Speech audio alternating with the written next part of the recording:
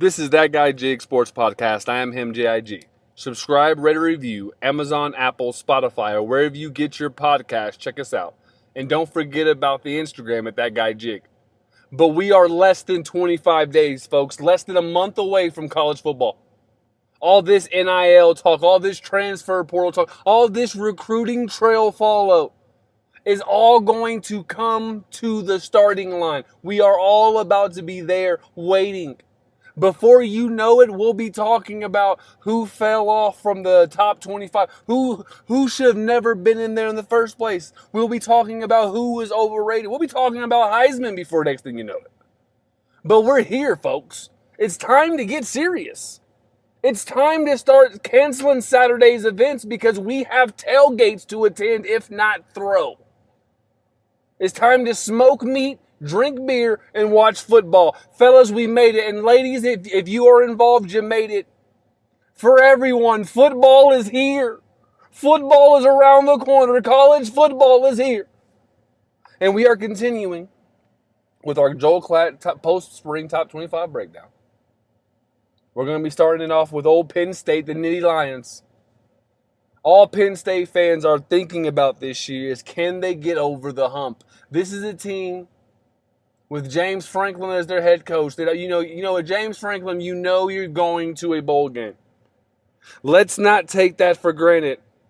Let's not take going to a bowl game every year for granted. Let's understand that is a great accomplishment. But when you are a team like Penn State, eventually going to a bowl is not good enough. When can we get a Big Ten championship? When can Penn State get a Big Ten championship? When? Because it comes down to this year. I think if Penn State does not win a Big Ten championship this year, which would be almost the first time in almost 10 years, their last Big Ten championship was 2016. 2016 was their last Big Ten championship. If Penn State does not get one this year, I can see them moving on from James Franklin. With Michigan losing Jim Harbaugh, with Michigan going through a whole new transition, it's understandable why he is under the gun. Why he is in the scope. Because last year, you go 10-2. You go 10-2, which is a great season. But you lose your two games to Michigan and Ohio State. You can't lose to both of them every year. You have to win one of them to go to the Big Ten championship. Now that the playoffs are expanded to 12 teams, you can see how Penn State could backdoor their way in with the 10-2 record. Last year, they would have got into the playoffs with that 10-2 record. Your only losses were one-possession losses, by the way, to Michigan and Ohio State. I think they would have squeezed their way in. But when you look at this Penn State team this year, it's kind of a weird, it's a murky situation. Because your defense is going to be what they rely on. That's going to be the strength of Penn State this year, is that defense. They have a lot of returning talent on defense. They have a lot of returning starters, don't get me wrong. But that defense is where they get wrong. They've already lost two receivers. They do get Julian Fleming in from Ohio State, former 5-star, and he is from Penn State. He is from Pennsylvania. So he gets to come home. So they do bring some stuff in. They bring in the number 15th ranked recruiting class. It's okay. I think that's okay. When you look at everything that they have working for them, when you look at a schedule that does include Ohio State, but you don't have Michigan this year.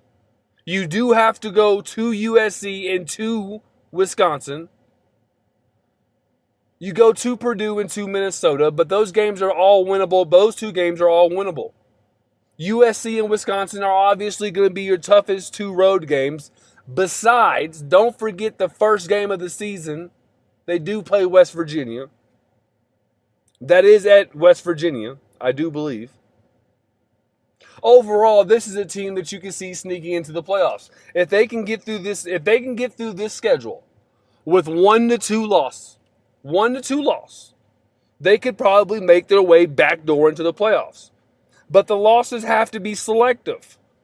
You see, if you lose to Ohio State and depending on how good, Miller Moss is in USC, that's acceptable. But you can't give me 2 losses to Maryland and Ohio State. You got to give me 2 reputable losses. Because the Big Ten for true is probably going to get 3 teams in. If not 4, but probably for sure 3. You're going to get your champion, your runner-up, and then probably at large bid. Now, this is all depending on everybody else's talent. But with this schedule, we got to always take in consideration this schedule. I see a 2 to 3 loss Penn State team. A 2 to 3 loss Penn State team. Those 2 road games against USC and Wisconsin are going to be interesting. That's going to be a tough situation to go through. That's not going to be an easy situation. But they get to do it. They do get a little time in between. So that's cool. But overall, that's always going to be a tough game. They do get a week between that game. The USC and Wisconsin, there's a week between. So they get to recuperate from that West Coast trip back to Wisconsin. So overall, I got Penn State probably losing 2 to 3 games, depending on how this team wants to be great or not.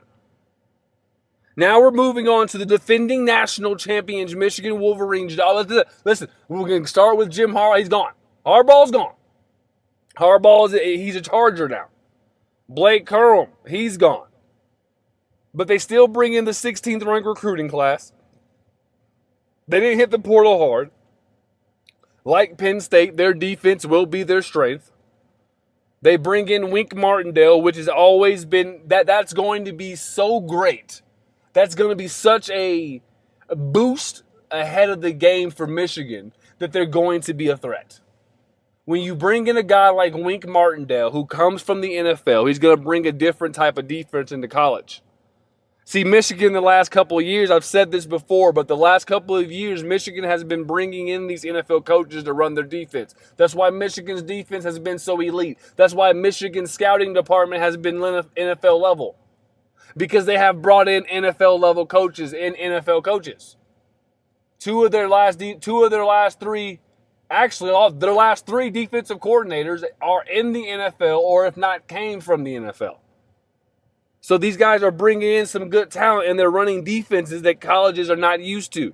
Michael Penix looked superhuman all throughout college last year. He played Michigan and was brought back down to reality. Yeah, his starting running back was hurt.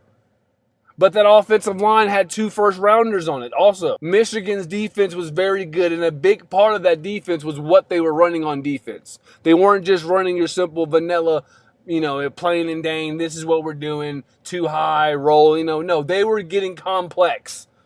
They were showing you looks that made no sense. They had standing DNs. They had DNs dropping. They had safeties coming up and then taking the slots. They had good defense. And now you bring in Wink Martindale, who's a great defensive coordinator, who's going to have fun in the Big Ten. They have a QB battle going on right now. It's not for sure who's going to start. It's going to be interesting who takes over for J.J. McCarthy. J.J. McCarthy is going to be missed. Blake Corum is going to be missed. Donovan Edwards is going to resume that number 1 role. Can he sustain the whole season? This is going to be a very interesting thing on their offensive side of the ball. I think their defense is what they're going to have to rely on. But whenever they figure out who their quarterback is going to be, I think Michigan is going to be a team that, depending. Because they have a tough-ass schedule. They have Texas coming to the big house. They play USC at home. They play Oregon at home. But they still play these 3 teams. And then they play on the road at Ohio State. This is looking like a 4 to 3 loss team as well. Possibly 5. You could see how this Michigan team could really take some losses, could really take some lumps and bruises. They got the rematch at Washington. So now they have to go to Husky Stadium and play a team that they just beat in the national championship with all those players on offense gone. Washington is not going to be the best team, but they got murder on their mind. But listen, when it comes down to it, Oregon is going to be a loss. Texas will probably be a loss. Like I said last time, Miller Moss and USC are a very intriguing team because depending on what they do on defense. You see, it's never been about the offense with USC. We know they're going to put up points. We know Lincoln Riley is going to do that. This is something that we will never question. But what we don't know is his defense ever going to be productive? Is his defense ever going to be on par to his offenses? So far, fuck no. And Caleb Williams crying on his mom's shoulder because you failed him, coach. And they're saying Lincoln Riley's on the hot seat. SC is a very intriguing team to watch this year. So this Michigan and USC game is probably going to be one of those thrillers. But I'm gonna show you a game on this schedule. It's at Illinois. Frank, in that run game, is going to be tough to stop. They're going to spread you out and run the football. I got Michigan losing at least 3 games. They're going to go to a bowl game, but they're at least losing 3 games. They're not going back to the playoffs. I don't see them beating Texas. I don't see them beating Oregon or Ohio State. I don't honestly see them beating Washington or USC. I got this a 5-loss team, to be honest with you, especially coming off of a national championship when you lose so much. It's not like they just lost a couple players. They lost players plus the coach. That's a culture. Whenever you lose a coach, you're automatically going to take a step. Listen, there's only a few coaches, a handful of coaches that you can put them on any team and they will swim. But even then, it takes them a little bit to figure out the water. They're not just going to get up in there and just start fucking Michael Phelps in it. They got to figure out what's going on. They got to figure out what time is the best time to swim, when the predator's around. They got to figure it out, and that's what the great coaches do. But there's only a select few. Now, is Shannon one of those guys? He could be. He could very well be. Maybe Harbaugh knew something we all didn't know. I doubt it, but we're going to find out soon enough. But Michigan's one of these teams that I think is very much overhyped. I think that comes into play because they're the defending national champions and they're in the Big Ten. I've been on record saying that the Big Ten is going to be kind of weak this year.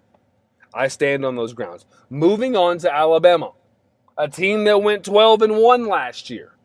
A team that we're questioning, are they going to be that same successful? Why are we questioning a team that went 12-1, has the 2nd-ranked recruiting class and the 3rd-ranked transfer portal? Yes, they lost Caleb Downs, and yes, they lost Isaiah Bonds. But they did address the secondary. They went out and they got help. This is the first season without the GOAT Nick Saban. That is why we are questioning.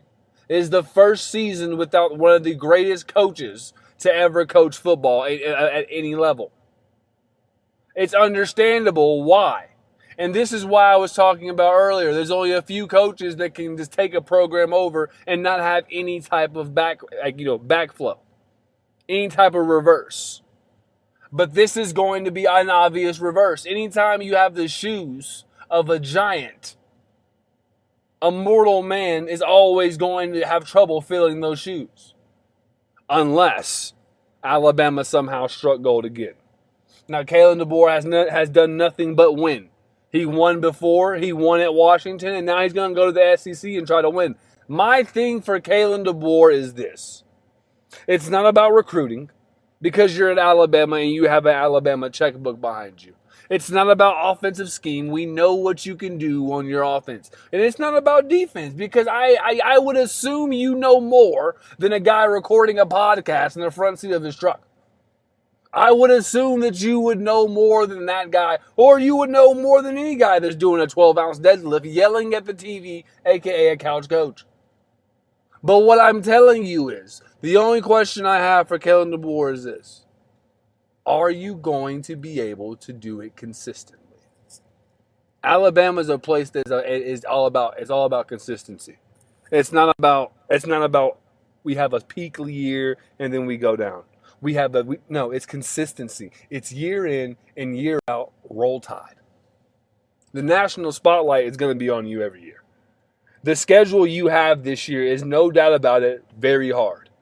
You have Georgia at home. You go to Wisconsin. You go to Tennessee. You go to Death Valley. And you go to Norman, Oklahoma. Those 3 road games right there are enough to make any fan base pull their hair out. I know it's OU's first year in the SEC coming from the Big 12. I know everybody thinks that the Sooners are going to be a doormat and they're going to fall from grace. They should have stayed in the Big 12. And this might be true for a couple of years. But I'm here to tell you that's still no easy place to go play is Norman, Oklahoma. And I guarantee you, if they could have gave them somebody else, they would have taken that game. Because going to Norman, Oklahoma is not going to be anything easy. This schedule is very tough. I have Alabama going probably 2 loss at the most. 2 loss at the most. I think the on the road at LSU and on the road at Tennessee are going to be very tough. I think by the time they get to OU, I think OU could be beaten up. I think OU could be beaten up because OU has 2-3 game stretches that are pretty tough towards the end of their season. So I think OU might have, especially if they don't have the depth. Playing in the SEC, playing in the Big Ten, when you play in these conferences, is all about depth. Because you're going to have guys get injured. You're going to have guys go down. That's a part of the nature of the game, folks. It's all about the next guy up. But do you have a next guy up? Because if you don't, you're fucked. But if you do, then you might be able to make something shake. You might be able to, get a second date. But you gotta have somebody there. Because that's the difference between these big conferences. You got to have somebody to step up next. This is a very tough schedule. I like the roster he's put together. You heard the transfer portal rank, plus what they already had. I think Alabama's going to be okay. I think that USF game, that game right there is going to be very telling. That's their second game of the season. I know you're thinking, well, Jig, No. USF is one of those teams that they're in a mid-major and they can make shit shake and they can beat you. So that's going to be a good game that's going to be a good game to see them actually go against somebody who's not just a rollover. Western Kentucky for Alabama is not going to be that much of a tough thing because they're just going to manhandle them at the end of the day. At the end of the day, they should be able to run power, or zone and just really just put and lean on them. When you go against USF, they're going to have some athletes. They're going to have some athletes out there. Overall, I think this Bama's a 2-loss team, though. I still think no more than 2 losses. I think Georgia and I think at LSU are going to be the 2 toughest games they play. I think at Tennessee is going to be tough, but I think at the end of the day, Alabama, once again, is going to be able to lean on them. Kalen DeBoer is going to be able to run his offense, folks. His offenses are always successful. I think he's going to be able to figure out. I think he's going to run the ball well, and we already know what that pass game is going to do. So I got Alabama probably getting into the playoffs year 1, Kalen DeBoer, getting into the playoffs. You heard it here first. Moving on to another team, Utah. Big 12 for the first time. They've won the Pac-12 the past 2 years. They get their guy back, Cam Rising. And let me tell you something. This is a team that's top 60 in recruiting and they're top 40 in the transfer portal. But none of that shit matters. None of that matters. They're still top 20 in returning talent. You know why they're top 20 in returning talent, folks? Because of fucking Kyle Whittingham. If you don't know who the head coach of Utah, you need to go look up this guy. If I had a son and he was going to go play college football, I would want him to go play for a guy like Kyle Whittingham. The guy is a football coach. He builds young men. I like the cut of his jib. Utah's going to a new conference with the same task. It's the same task for Utah. Nothing's changed. All we're going to do, we're going to the Big 12. We just won the Pac-12 the last 2 years. We expect to win the Big 12 every year. And now guess what? We have access to Texas. Now we get to go to Texas, and now we get to go into these schools and say, hey, come play football at Utah. You're going to get at least 2 home games in the state of Texas a year. Because we're going to play BYU, we're going to play Houston, we're going to play Texas Tech. So you're going to have at least one time where you're coming home.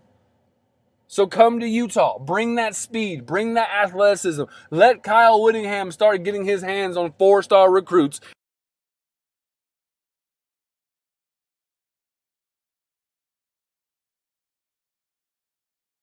This is going to be a different type of Utah football in the next couple years. I like Utah. Their schedule this year coming into the Big 12 is kind of all right. They go to Oklahoma State. That's going to be a very good game, folks. They go to Colorado. That's going to be a good game, folks. And they go to UCF. Those 3 games right there, road games, are going to be their road games of the year. Those 3 road games will, you mark my words, will determine the Big 12. Those will determine everything we need to know about the Big 12 and how competitive it is. Oklahoma State on the road, UCF on the road, and Colorado on the road. I do expect them to go 2-1. I think they beat Colorado, and I think they probably will beat UCF is going to be tough. I think they beat O State, and I think they beat Colorado. UCF on the road is going to be very tough because you're going to Florida, and you know that humidity is going to play a toll. And they also play Iowa State. Listen, as far as the Big 12 goes, they play the best of the Big 12. There's no slouch in this Big 12. They don't play anybody where they're just getting away. Listen to it. They play Arizona. They play Oklahoma State, Colorado, UCF, Iowa State. That's the top 5, including themselves. That's the top 6 of the Big 12. That is the top 6 of your Big 12. If you go to any gambling or betting site, those will be your top 6 of the Big 12. So Utah, this is another team that I think is overrated. I think because of the 2 years of winning the Pac-12, I think them moving to a new conference, I think, the whole hype behind trying to get the Big 12 more appealing. The Big 12 lost 2 blue bloods, folks, and they did not replace 2 blue bloods. And that's the difference. They lost 2 blue bloods and they didn't replace 2 blue bloods. So now you put Utah up high. I think they're too high. I think Utah could possibly lose to Oklahoma State. I think they could lose to Arizona. I think they could lose to BYU, Colorado, Iowa State, and UCF. Those are all games that are losable for them. Those are all games, especially the road games. The road game at Oklahoma State is going to be a tough game. It's going to be a tough one. I expect them to be able to beat TCU at home. Houston on the road, they should win. This is one of those teams that if they don't get a fumble recovery that goes to go their way, a muffed punt, an interception, if you're not catching my drift, they need to force some type of turnover. And then that's when you start to see games roll for this team. But I see this team lose 4 or 5 games lost. Easily. But that also depends on other teams. Realistically, this is a 3-loss team at most. 3-loss team at most. Utah Utes, 3-loss team. They will compete in the Big 12, possibly even be in the Big 12 championship. I think that's the best way for them to get in. I think the Big 12 is only going to get a couple teams in there, folks. So the best way for them to get in is to win. If you win, you get in. And that's the story of most people's life. Moving on. Ole Miss. Lane Kiffin. The portal king. Number 1 transfer portal class. Number 20, the 21st ranked recruiting class. This is a team that needs to strike while the iron is hot. Jackson Dart, this is his time. He knows Lane Kiffin's system. He knows what's expected. He knows the SEC. There's no Nick Saban. They say the crown is open, the throne is wide open for the taking. Will Ole Miss capitalize? They have it. They got a transfer guy named Juice Wells. If you don't know him and didn't watch South Carolina football, listen, watch. They don't play Alabama this year. Keep that in mind. They do not play Alabama this year, Ole Miss. They do play LSU on the road. They do play Florida on the road. They play Georgia and they play OU. They have a 4-game stretch.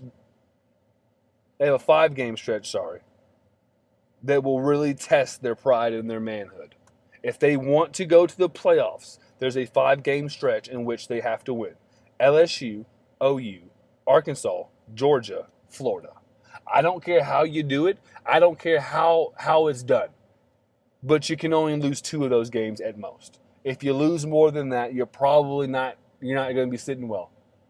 You're not going to be sitting well. This is probably Lane Kiffin's best chance. I know Quishon Judkins went to Ohio State. I know he's gone. But when you look at the overall talent and depth of this Ole Miss team, this is his best team he's built. This is going to be his best chance to get to where he wants. Overall, folks, I can't hold in the excitement. This is going to be a great year of college football. We are almost to that point, but I also want to make something clear. It's not going to be a 1-loss, 2-loss. Listen, teams are going to be in the playoffs with 2 and 3 losses. Because some of these schedules, people are not going undefeated. Because teams are scheduling games for the money and the revenue. Money and revenue does not mean cakewalk.